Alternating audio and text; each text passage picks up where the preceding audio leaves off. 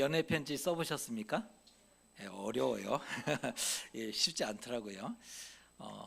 연서는 사랑하는 이에게 전달될 때 사랑이 꽃피죠. 사랑하는 사람에게 잘 전달이 되면 사랑이 싹 터오릅니다. 용서는 당사자에게 구하고 빌어야 진정한 용서가 된다. 우리 지난주에도 이렇게 살펴봤고요. 연서는 사랑하는 사람에게 전달되면 사랑이 꽃펴요.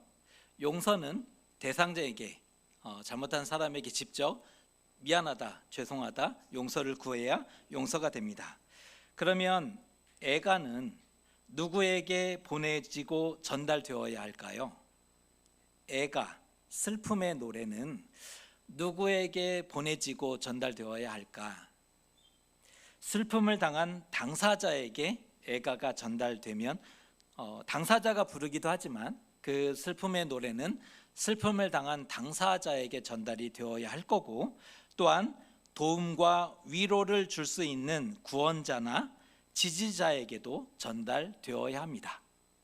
그 애가가 구원자와 지지자에게 전달이 될 때 진정으로 도움을 줄 수 있고 위로를 줄 수 있기 때문에 그렇죠.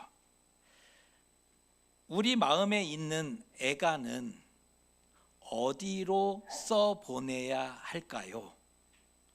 우리 마음에도 슬픔이 있어요. 아픔이 있어요.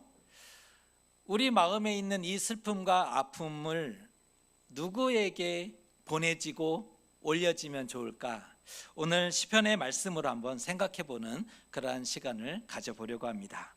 성경에서 가장 유명한 애가는 예레미야 애가입니다. 이름이 그렇게 되어 있는데, 성경에서 가장 유명한 애가는 다윗이 요나단을 잃고 불렀던 그 애가도 있지만 제일 유명한 애가는 예레미야 애가이죠. 성전이 파괴되었어요. 예루살렘 성이 무너진 그 슬픔과 아픔을 예레미야 선지자가 애가로 기록하고 우리에게 전해주게 됩니다. 시편에도 슬픔을 노래하는 애가가 존재하는데 어느 시편이 애가로 부른 시편인지 아세요? 힌트가 나와 있죠. 오늘 우리가 읽은 시편 44편이 애가로 불러드린 그러한 시편의 고백입니다. 오늘 44절을 보면 시제가 다양하게 표현이 돼요. 과거, 오늘, 현재라는 시제가 있는데 시편 안에는 시제가 다양하게 표현되는데요. 먼저 과거를 회상합니다. 시인은 과거를 회상하는 장면이 나와요. 하나님의 행하신 일을 귀로 들었다. 그러니까 시인이 과거의 일들을 들었음을, 하나님이 어떠한 일들을 행하셨는지를 우리가 들었습니다라는 고백의 장면을 먼저 하고 있어요. 하나님이 주의 손으로 가나안 족속을 내쫓으셨고 이스라엘을 이 땅에 뿌리 박게 하셨으며, 뿌리 박았다는 것은 나무처럼 옮겨다가 심으셨기 때문에 뿌리 박았다라는 의미고요. 하나님이 도우셔서 조상들을 이 땅에서 번성하게 하셨습니다. 우리는 그것을 들었습니다를 얘기하고 있는 겁니다. 그런데 하나님이 왜 그렇게 하셨을까요? 하나님이 하신 이유에 대해서도 써주고 있는데 3절입니다. 그들이 자기 칼로 땅을 얻어 차지함이 아니요 그들의 팔이 그들을 구원함도 아니라 오직 주의 오른손과 주의 팔과 주의 얼굴의 빛으로 하셨으니 주께서 그들을 기뻐하신 까닭이니이다. 이스라엘 자손은 자손 약속과 땅 약속과 복 약속을 가진 민족이죠. 아브라함 때부터 약속되었던 그 하나님의 약속을 이스라엘 민족은 굳게 붙잡고 있었는데 세 가지 복의 약속을 가진 사람들입니다. 자손, 땅, 복에 대한 약속을 가졌습니다. 실제로 기적적으로 출애굽해서 약속의 땅에 들어갔죠. 우리는 출애굽기를 눈으로 읽어가지만 그 출애굽기에는 400년 넘는 시간들이 녹아져 있는 거죠. 종살이로 400년을 살았어요. 어느 민족이 종살이를 하다가 자유민이 되어서 나라를 세운 민족이 존재합니까? 존재하지 않죠. 유일한 민족이 이스라엘입니다. 기적적으로 출애굽을 하고 약속의 땅에 들어가죠. 그리고 가나안 땅을 자신의 기업으로 삼아요. 아버지가 물려준 것도 아닌데 갑자기 하나님이 기업으로 물려주신 그러한 땅이 되어버렸어요. 그리고 그 땅에서 크게 번성하기도 했고요.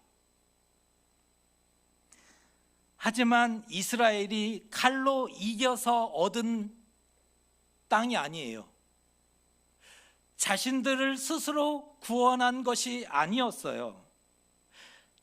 수고하거나 노력한 결과가 아니었다.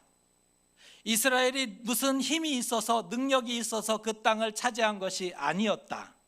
자격이 있어서 권리가 있어서 그 땅을 받은 것이 아니었다.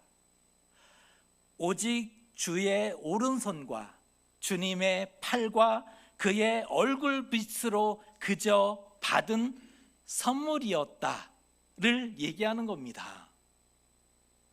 이스라엘 사람들이 출애굽하고 광야를 걷고 약속의 땅에 들어간 것은 선물이었다는 거예요. 우리가 잘해서가 아니라는 거예요. 지혜로운 백성이어서가 아니라는 거예요. 여러 민족 중에 선한 민족성을 가지고 있어서가 아니라는 거예요. 하나님의 선물로 주어졌다를 명확하게 하고 있어요.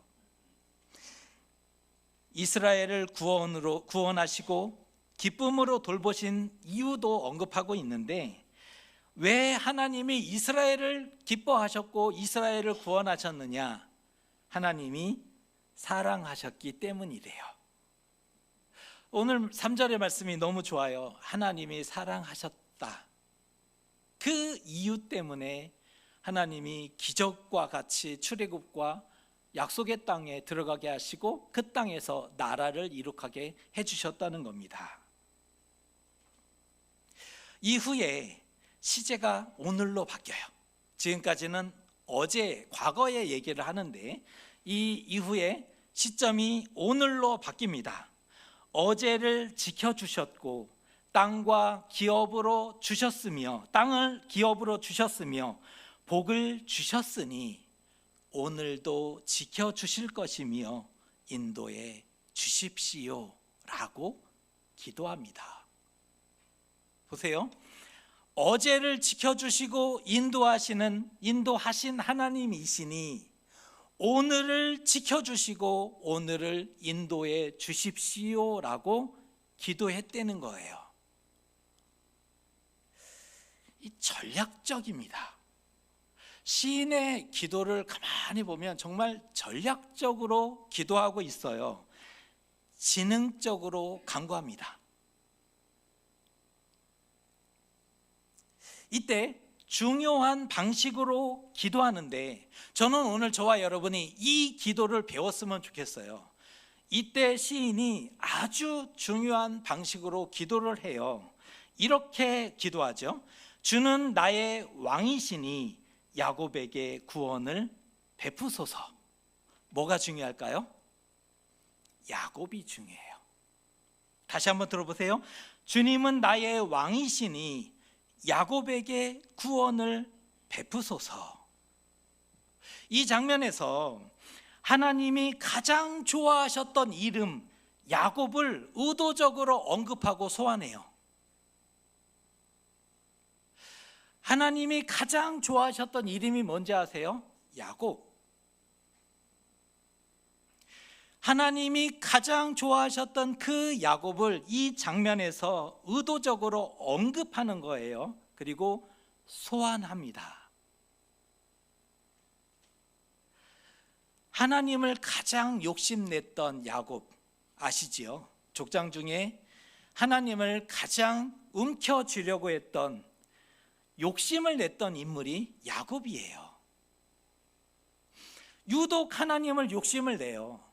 그러니까 형이 있지만 필요 없고 그냥 장자권 나한테 해줬으면 좋겠다. 왜요? 하나님이 어떤 분인지를 안 거예요, 야곱이. 그러니까 형이 있지만 내 하나님이 됐으면 좋겠다. 나의 하나님이 됐으면 좋겠다. 그 하나님의 복이 나한테 임했으면 좋겠다. 이 욕심을 가졌던 사람이라니까요. 하나님을 가장 욕심냈던 야곱, 저는 이 표현을 좋아합니다. 하나님을 가장 욕심냈던 야곱. 그랬더니 하나님도 그런 야곱을 이뻐하시고 기뻐하세요. 그 야곱을 하나님이 이뻐하시고 기뻐하시는 거예요. 속이는데 속이고 취했어요.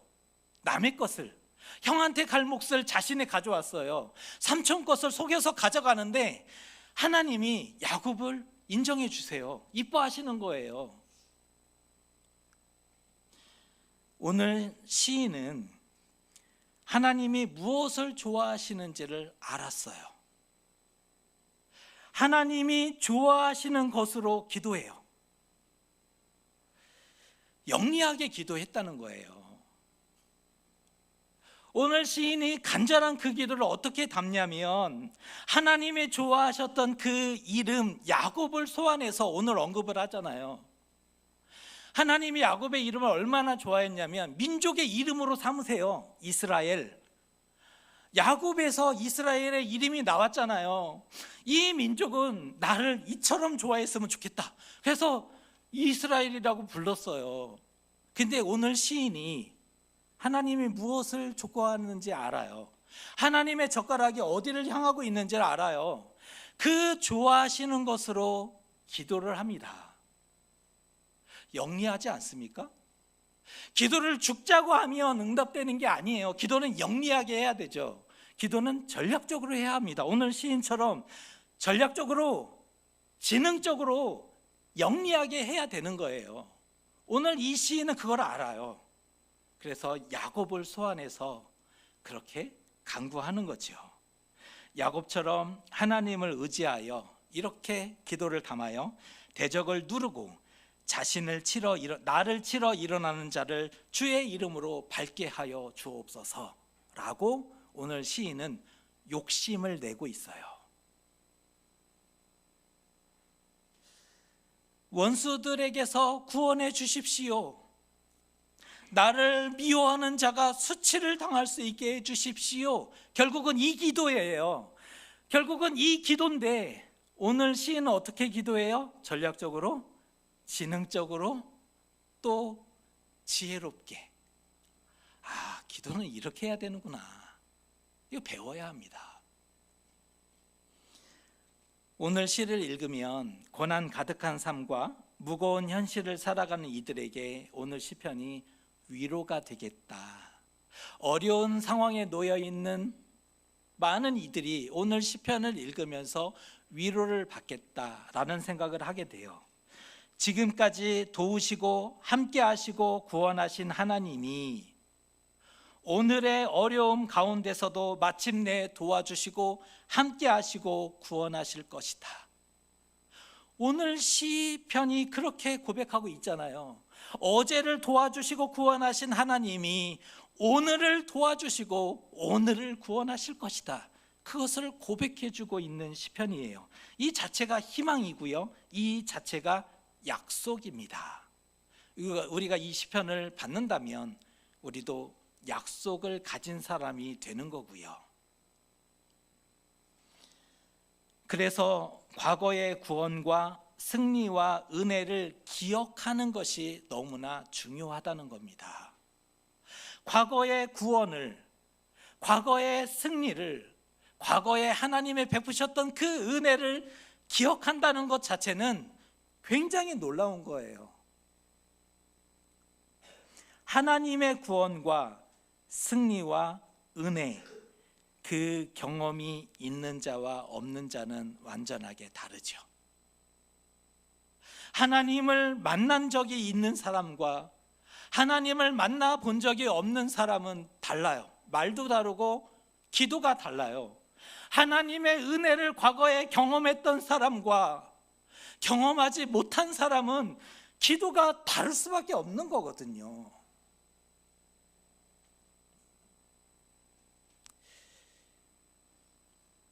오늘을 기대하고 기도할 수 있어요. 과거의 은혜와 구원을 경험한 사람이 오늘을 기대해요. 오늘의 구원을. 그리고 기도할 수 있는 겁니다. 여기서 말씀을 정확하게 이해하기 위해서는 노래하는 자가 누구인가, 이걸 알아야 됩니다. 오늘 시편을 노래한 사람이 누구인가를 알아야 하는데 이게 중요한 부분이죠. 시편에는 다른 말씀들과 다르게 제목이 붙어 있어요. 표제라고 하는데 시편은 표제에서부터 성경이에요. 그러니까 다른 본문에는 이해를 돕기 위해서 그 문단마다 그 중요한 주제를 이렇게 실어 놓기도 해요, 성경에 따라서. 하지만 시편은 표제가 달려 있는데 표제에서부터 성경이죠. 원래 저자가 써준 거예요. 오늘 시편의 표제는 고라 자손의 마스길이라고 써 있어요. 마스길 번역하면 교훈이 되는 거죠. 시편 44편은 고라 자손의 교훈입니다. 그들이 주는 교훈이라고 생각할 수 있는 거죠.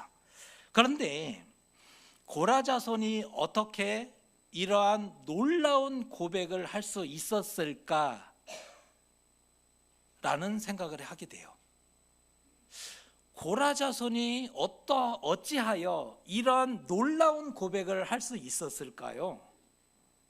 여러분, 고라 자손이 누군지 아세요? 잘 익숙하지 않죠? 역사적으로 잘 나타나지 않은 인물이었어요. 고라 자손이 누구예요? 단편적으로는 생각이 나는데 고라 자손에 대해서 한번 정리를 해보면 좋을 것 같아요. 고라 자손이 언급된 본문은 민수기 16장에서 언급이 됩니다. 고라 자손은 한번 정리를 할 필요가 있어서 화면으로 준비해 봤는데요. 고라 자손은 민수기 16장에 등장하는데 어떠한 장면으로 등장하냐면 반역의 주동자로 등장을 해요. 그러니까 오늘의 시편의 분위기와는 완전히 다른 분위기예요. 민수기 16장에 등장하는데 반역의 주동자로 등장을 하고 이스라엘을 무너지게 하고 혼동하게 하는 장본인으로 등장합니다. 하나님을 대적하는 주동자가 고라였던 거예요.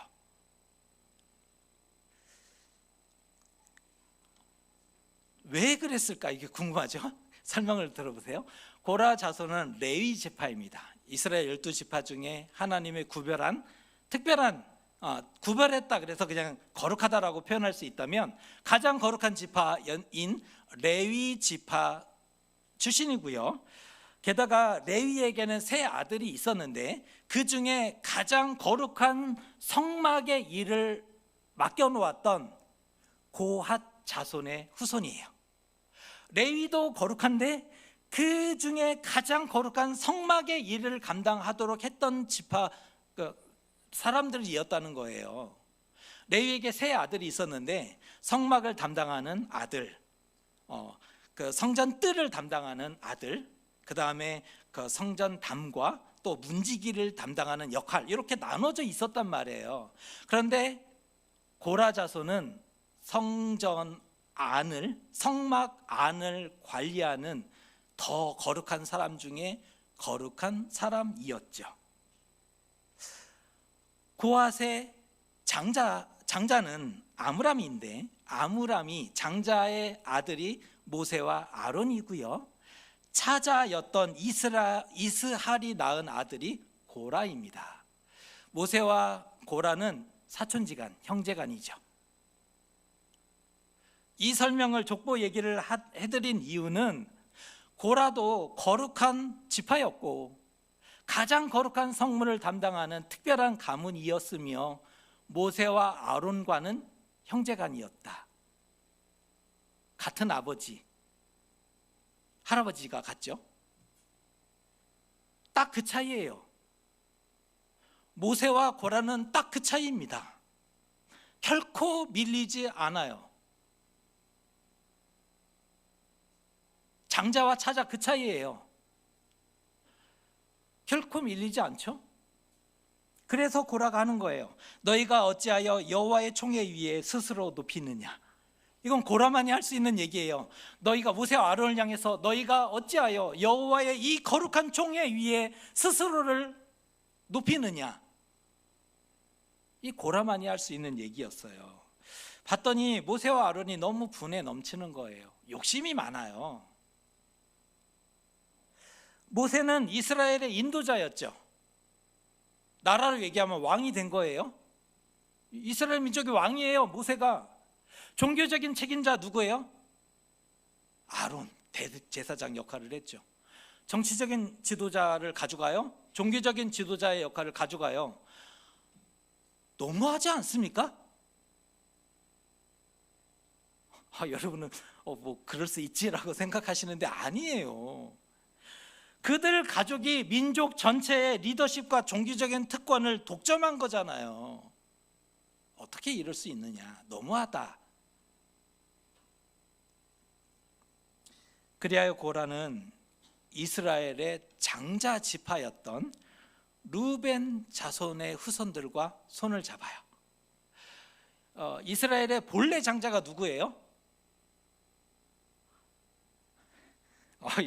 이스라엘의 본래 장자 르벤, 둘째 시므온, 셋째 레위, 넷째 유다, 이렇게 쭉 나가자. 12아들이. 본래 그 장자는 르벤 지파예요.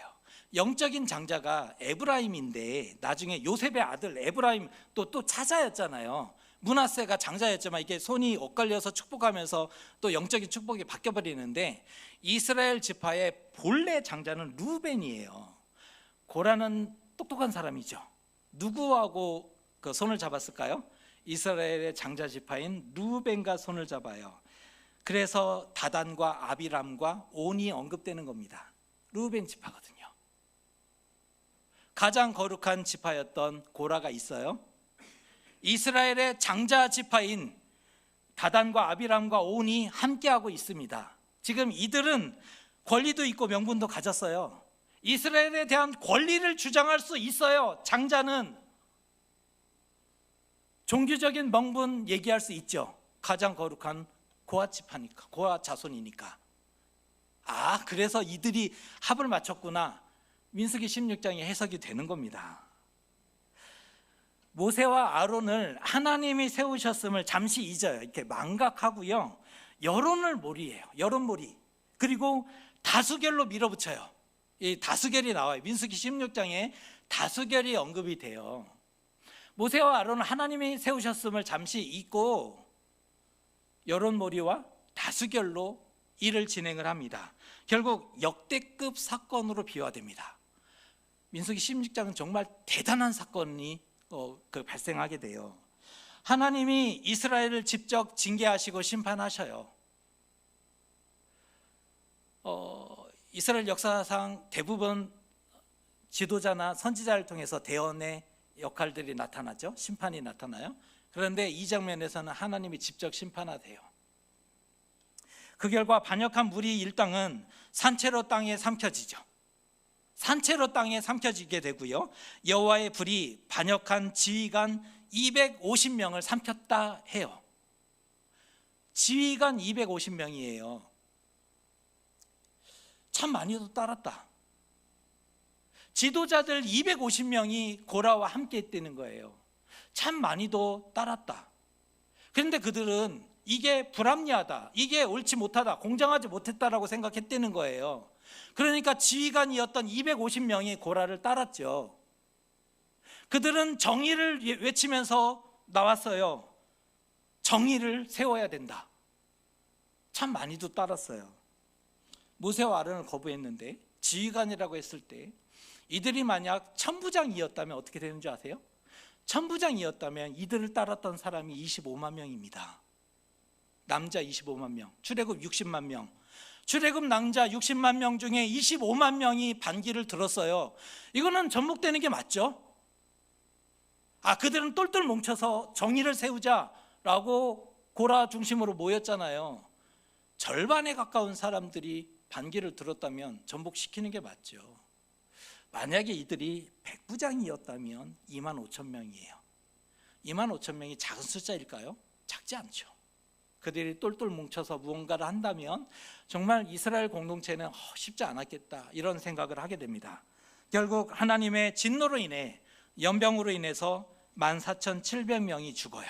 일반 시민 14,700명이 죽는데, 이게 죽는 숫자가 중요하지 않고, 모세와 아론이 만일 하나님이 연병을 시작하셨을 때 하나님 앞에 무릎을 꿇지 않았다면 이스라엘은 이날 멸망하고 사라졌을 겁니다.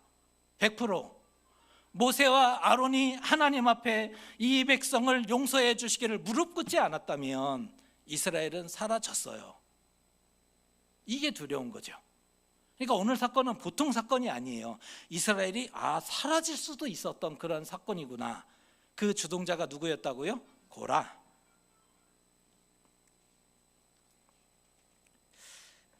그러면 이제 우리의 관심은, 이때 고라 자손은 완전히 멸망했을까요? 이런 내용이 성경 퀴즈에 나와야 되는데, 자, 문제를 내겠습니다. 이때 고라 자손은 완전히 멸망했다. OX. 10장 뒤에 26장에 민수기 16장의 사건을 이제 40년이 지난 다음에 되새기면서 민수기 26장 11절에 불행 중 다행인 사건이 나오는데 이렇게 기록해 줍니다. 고라의 아들들은 죽지 아니하였더라. 이렇게 기록해 줘요. 고라의 아들들은 죽지 아니하였더라. 죽은 사람도 있었겠죠. 왜냐하면 아내와 자식들이 장막 앞에 다 나와서 이렇게 서 있었을 때 땅에 묻혔다라고 했으니까 많이 죽었어요. 다 많이 죽었지만 아들들 중에 살아남은 사람들이 있었다는 거예요. 불행 중 다행이죠. 반역은 죽어 마땅한 죄죠. 하나님께 반기를 들었고 이스라엘을 다 멸망시킬 수 있는 그런 반역을 했기 때문이에요. 죽어 마땅한 죄의 이건을 살려주셨으니 은혜 아닌가요? 어떻게 생각하세요? 동의하십니까? 은혜 맞아요? 은혜다. 이거 죽어 마땅한 죄인데 살려주셨으니 은혜다. 오케이. 그러면 이때 살아남은 고라의 자손들은 선택해야 합니다. 선택에 남아있어요. 하나님께 돌아갈 것인가? 하나의 선택과, 아니면 조상들과 같이 하나님을 끝까지 대적할 것인가? 선택 가능해요. 자, 고라의 후손들이 선택할 수 있어요. 하나님께 돌아갈 것인가? 아니면 조상들과 같이 하나님을 끝까지 대적할 것인가? 모세와 아론과 하나님으로 인해 자기 가문이 몰락했습니다. 자, 이 전제를 좀 생각하셔야 돼요. 모세와 아론 때문에 하나님이 자신의 가문을 몰락시켰어요. 그리고 겨우 살아남은 소수가 그 후손이 남아 있어요. 대부분은 여기서 넘어지죠. 안 그래요? 대부분 여기서 넘어져요. 모세와 아론은 원수예요. 하나님은 원수죠. 그러니까 내가 한 짓은 생각 안 한다니까요. 딱 결과만 받아들여요. 결과적으로 나의 부모 형제가 다 죽었어요. 그날 혼자 살았어요. 혼자 살면서 얼마나 외롭게 자랐는지 몰라요. 힘들었단 말이에요. 자, 이것을 마음에 둔다. 이게 사람이죠. 대부분의 사람은 여기서 넘어져요. 자기가 지은 죄는 생각지도 않고 받은 심판을 마음속에 깊이 두고 복수의 칼을 갈아요. 그리고 더 멀리 떠나죠. 더 멀리 떠나요. 더 가까이 오는 경우를 본 적이 없어요. 더 멀리 떠나요. 그런데 놀랍게도 고라 자손은 이때 정신을 차리고 완전히 회개합니다. 정말 놀라운데 고라 자손이 이때 정신을 차려요. 번쩍 정신을 차리고 완벽하게 회개합니다. 시편 42편 5절이라는 전설적인 고백을 남겨줘요. 우리에게. 시편 42편 5절을 같이 한번 읽어보겠습니다. 내 영혼아, 내가 어찌하여 낙심하며 어찌하여 내 속에서 불안해하는가? 너는 하나님께 소망을 두라.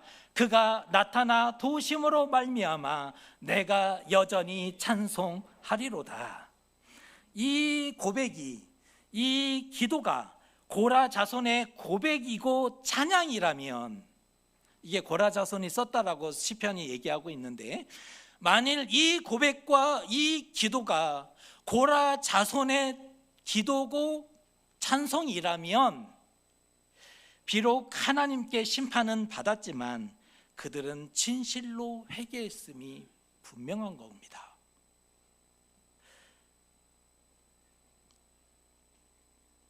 그 후 다시는 반역하지 않아요.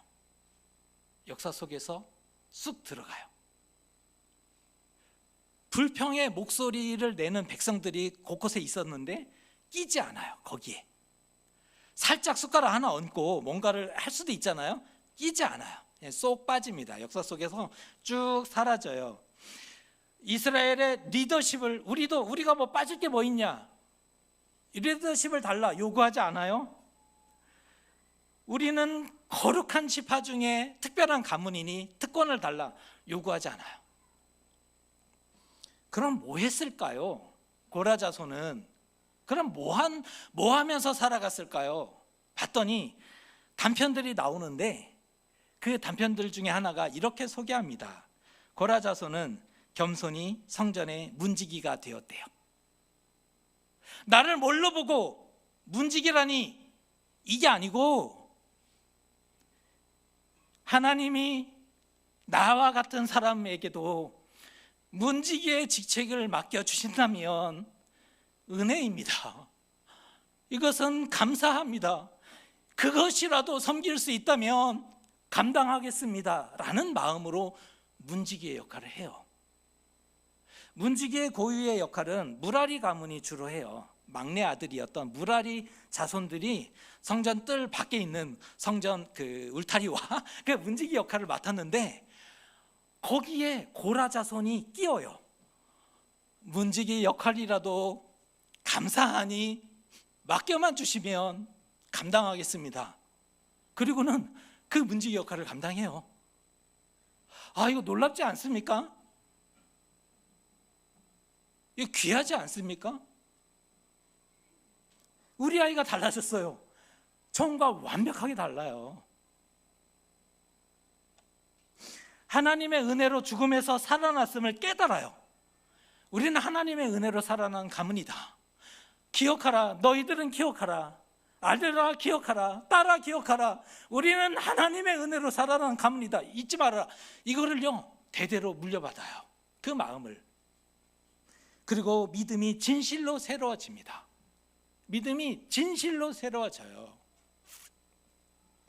후에 그들은 하나님을 찬양하는 찬양대로도 봉사해요. 문지기로만 한 게 아니라 하나님을 찬양하는 찬양대로도 봉사를 해요. 자신의 실패와 회심의 경험을 노래로 고백해요. 자신의 실패를, 자신의 회심의 그 경험을 노래로 고백을 해요.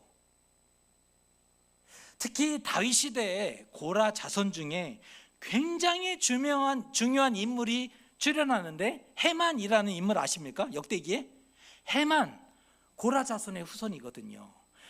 다윗 시대에 정말 성전의 찬양대와 그 음악을 발전시킨 굉장히 유명한 인물인데, 이 해만이 성가대장으로 임명받아요.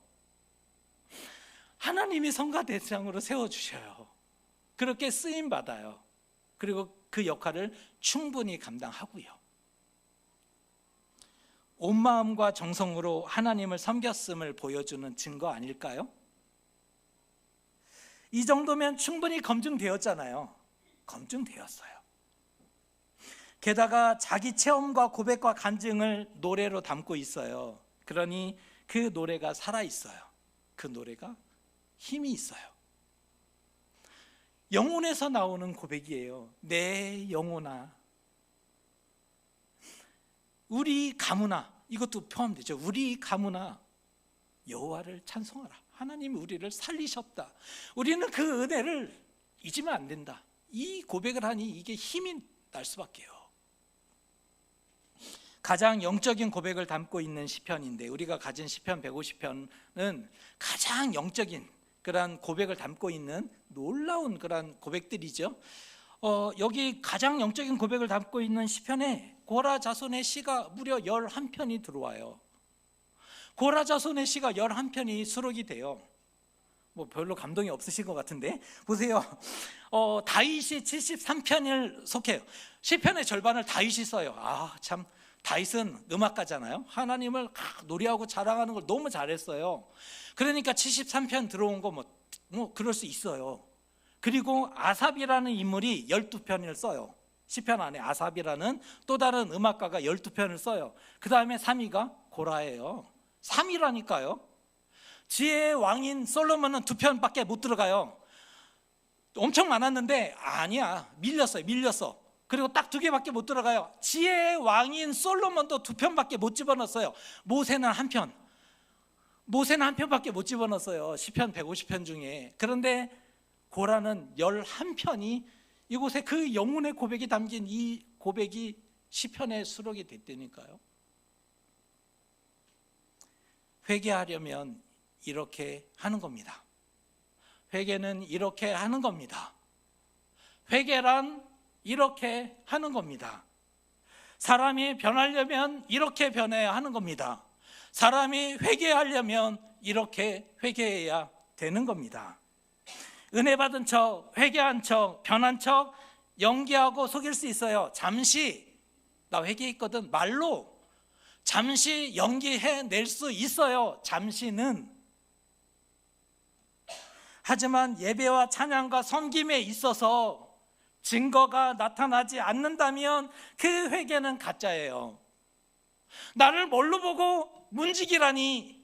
장로님 주차 안내 하시죠. 나를 뭘로 보고 주차 안내라니. 회개 안 한 거잖아요. 우리가 경험했던 일들이에요. 뭘로 보고 그거 시키냐. 아니 무슨 소리 하시는 거예요. 그런데 고라 자손은요 가장 거룩한 사람들 중에 거룩한 사람인데 문지기라도 감사합니다. 고라 자손은 섬김으로 역사로 자신의 회개했음을 증명해낸 사람들입니다. 말로 증명한 사람들이 아니라 행동으로 섬김으로 역사로 증명해냈습니다. 그 고라 자손이 오늘 우리를 맞으길 합니다. 교훈하는 거예요. 그 고라 자손이 오늘 우리에게 교훈합니다. 오늘 시편이 우리에게 말을 겁니다. 오늘 시편이 우리에게 말을 거는 거예요. 어려울수록 하나님을 찬양하라. 말을 걸어요. 어려울수록 하나님을 찬양하라. 두려울수록 하나님을 의지하라. 멀리 떠났고 반역했을지라도 멀리 떠난 거 안다. 반역의 주동자였냐? 오케이. 반역의 한복판에 서 있을지라도 다시 하나님께 돌아오라. 고라 자손이 오늘 우리에게 말을 겁니다. 오늘 시편이 우리에게 말을 걸어요. 반역의 한복판 주동자라 했을지라도 하나님께 돌아오라.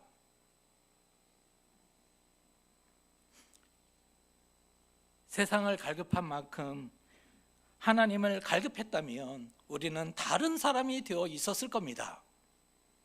하나님을 사랑한 만큼, 이 세상을 사랑한 만큼 하나님을 사랑했다면 우리는 완벽하게 다른 사람이 되어 있을 거죠. 아닐까요? 이 세상을 사랑한 만큼 하나님을 사랑했다면 우리의 신앙과 삶은 다른 신앙과 삶을 가졌을 것이 분명하고, 세상을 갈급한 만큼 하나님을 갈급했다면 목마른 사슴이 하나님을 찾듯이, 목마른 사슴이 물을 찾듯이 내 영혼이 하나님이 없으면 안 된다는 그 갈급함으로 하나님을 찾았다면 우리 영혼은 완벽히 다른 존재로 이 땅의 삶을 살아갔을 거예요. 그렇죠? 우리는 그런데 문제는요, 크고 작은 실수를 하는 사람들이라는 거죠. 우리는 잘못을 해요. 이 땅을 딛고 살아가는 사람들이에요. 예수님과는 다르죠. 우리는 또 그 점에서는 하나의 기도에 이점이 있어요. 예수님은 신이었어요. 인간이었지만 신이었어요. 근데 우리는 인간이에요. 우리는 연약한 존재예요. 넘어질 수밖에 없고 이 땅을 살아가요. 죄를 짓지 않을 수 없는 연약한 존재일 뿐이에요. 그런데 죄를 깨달은 다음을 얘기하자는 거예요. 죄를 왜 지었냐를 얘기하는 게 아니라 죄를 깨달은 다음을 얘기해야 된다는 거예요. 죄를 깨달은 다음에 어떻게 행동해야 하는가? 돌이켜 하나님 방향으로 가야 할까요? 아니면 반발하고 어둠을 향해 빠르게 달려가야 할까요? 깨달은 다음이에요. 다음에 하나님께 돌이켜서 나아갈 것인가? 아니면 어둠에 빠르게 끝까지 하나님을 대적할 것인가? 고라자손은 하나님께 제대로 돌이켰습니다. 진짜 회개했어요. 나 같은 죄인 살리신 주 은혜 놀라워 잃었던 생명 찾았고 광명을 얻었네. 고라자손의 오늘날 고백한다면 이 찬송으로 고백했을 거예요. 나 같은 죄인을 하나님이 살리셨다. 오늘의 마스길 교훈입니다. 이제는 우리 차례입니다. 우리 차례예요. 어떤 자리에서든, 어떤 자리에 서 있든, 어떤 자리에 주동했든 하나님께 애가를 드릴 수 있다면 살 수 있어요. 고라도 살았다니까요. 살 수 없었던 제일 1순위가 고라예요. 근데 고라도 살았어요. 어떤 자리든 애가를 하나님께 드릴 수 있다면 살 수 있습니다. 다시 돌이키고 회복할 수 있어요. 어제 도우셨던 하나님, 오늘을 도와주십시오. 어제 도우셨던 하나님, 오늘 도와주십시오. 우리도 구원을 욕심내야 되지 않습니까? 구원을 욕심내야 되는 거예요. 야곱의 하나님을 우리도 불러야 되지 않습니까? 기도를 악에 받쳐 하지 마시고 기도를 지능적으로 영리한 기도를 하자고요. 야곱의 하나님이 나의 하나님이 되시니 야곱의 하나님이요, 야곱을 이뻐하시고 하나님이 야곱만 나오면 하나님이 무장해제가 되신다니까요. 그래 뭘 원하는요? 이 무장해제가 되는 방법이 야곱이라니까요. 그러니까 우리가 기도를 정말 금식하면서 막 목숨 걸고 그렇게 하지 마시고 야곱의 하나님을 부르시라니까요. 야곱의 하나님. 기도를 영리하게 해야죠. 전략적으로 해야죠. 어제 도우셨던 하나님, 오늘 나를 도와주십시오. 야곱의 하나님이신 나의 하나님, 오늘 나의 기도가 응답되게 해주십시오. 기도해야 되지 않습니까? 마침내 하나님이 원수들에게서 구원하실 것이고 미워하는 자에게 수치를 당하게 하실 겁니다. 고라자손은 그렇게 고백해요. 그 어려움에서, 그 고통에서 벗어날 수 있게 하나님 함께해 주십시오 라고 지혜로운 영리한 기도를 올려드렸습니다. 우리도 하나님이 기뻐하시고 사랑하시는 인생, 고라와 같이, 야곱과도 같이 하나님이 기뻐 받으시는, 그리고 또 사랑하시는 그런 사람들이 되시기를 주님의 이름으로 축복합니다. 기도하겠습니다. 우리는 우리 자신이 지은 죄를 생각지도 않고 하나님의 심판을 서운해하고